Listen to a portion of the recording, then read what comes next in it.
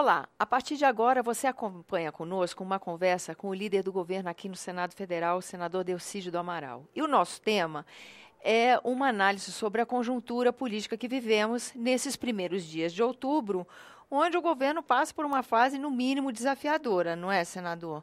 Teve a decisão do TSE de reabrir as contas da campanha de 2014, teve rejeição de conta pelo Tribunal de Contas da União, teve uma tentativa que não se consolidou de votação de vetos, porque a base na Câmara não conseguiu se alinhar.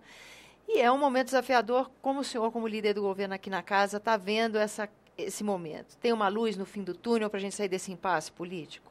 Eu acho que sempre existe, né, essa luz. Mas nós estamos vivendo dias difíceis, como você colocou. Primeiro, 2 dias seguidos que nós não conseguimos quórum na Câmara, no Senado nós conseguimos quórum, e, portanto, não apreciamos os vetos. Isso aí já vem se arrastando há muito tempo.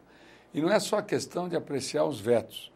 Você tem projetos de lei, como o PLN 5, que libera recursos para atender obras nos municípios, nos estados, atender vários ministérios. Então, nós ficamos num processo de paralisia, né? Então, não foi uma semana feliz nesse aspecto, e logo depois da reforma ministerial. Depois, a questão do TSE, que abriu um processo para investigar a campanha eleitoral da presidenta Dilma e do vice-presidente Michel Temer em 2014. E, fechando a semana, a votação pelo TCU das contas da Dilma, né, e foi um placar de 8-0, e, evidentemente, isso exige muito cuidado. E, portanto, nós temos aí desafios pela frente que não são pequenos para tentar fechar o ano bem. E esse impasse na política, como o senhor bem demonstrou, acaba afetando a economia, que também já está em crise. Como é que vai ser o trabalho da liderança do governo aqui na casa a partir dessas notícias todas, dessa segunda semana de outubro? Eu acho que o Senado, até pelo perfil dos senadores, o Senado ele encara essas coisas todas de uma forma muito mais equilibrada, muito mais... muitos dos senadores já foram governadores, ex-presidentes, ex-ministros, né? Então, o Senado ele está encarando, independentemente das disputas políticas, o Senado consegue separar muito bem aqueles projetos que são importantes para o país das disputas políticas. Que são muitas nesse momento, Que são muitas né? nesse momento, um momento de tensionamento, como você bem disse. Então, nós vamos continuar trabalhando e fazendo aquilo que eu tenho procurado fazer, dialogar com todo mundo, né? Ouvir todo mundo, procurar corrigir meus erros, levar as preocupações do Senado para a presidência da República, para os ministros de Estado, para tentar manter o Senado, porque, a despeito dessa crise toda, o Senado tem uma pauta. O presidente Renan, de comum acordo com seus pares, nós montamos a Agenda Brasil, que é uma agenda que tem projetos importantes e alinhados com a realidade que o Brasil vive hoje. Então, nós vamos trabalhar fortemente para manter esse clima de proatividade no Senado e, ao mesmo tempo, aquilo que eu puder, como senador da República, ajudar na articulação do governo, mesmo na Câmara dos Deputados, eu vou procurar fazer isso aí para ajudar, porque acho que a gente tem desafios importantes e, como você bem disse, nossa crise não é econômica, nossa crise é política. E a instabilidade política ela está influenciando a economia, e isso é que é ruim.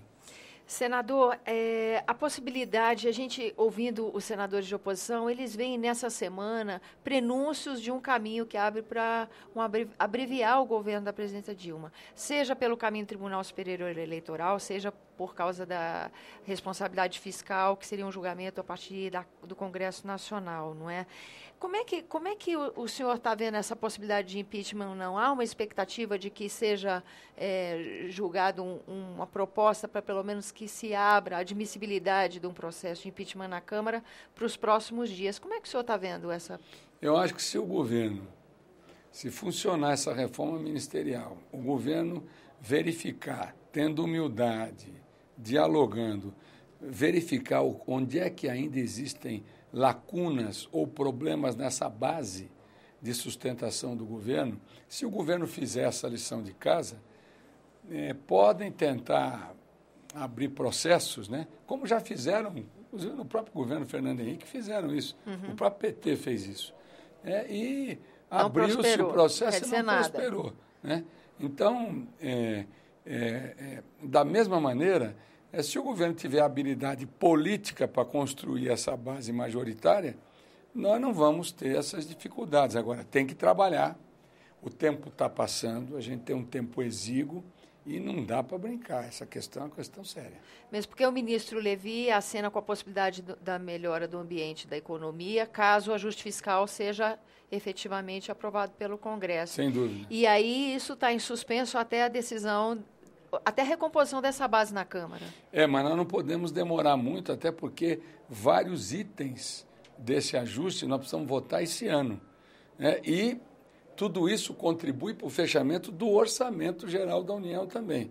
Então, nós não podemos delongar uma decisão com relação à construção dessa base consistente, dessa base sólida, porque senão nós vamos perder o timing das coisas e aí é um Deus nos acuda. Aí degringola. E a gente tem aí pela frente um feriado, vai dar fôlego para essas articulações que tem que acontecer nos próximos dias? Isso veio na hora certa, esse 2 de outubro? Eu acho que vem para baixar um pouco a bola, para distensionar um pouco, para todo mundo pensar direitinho o que vai fazer.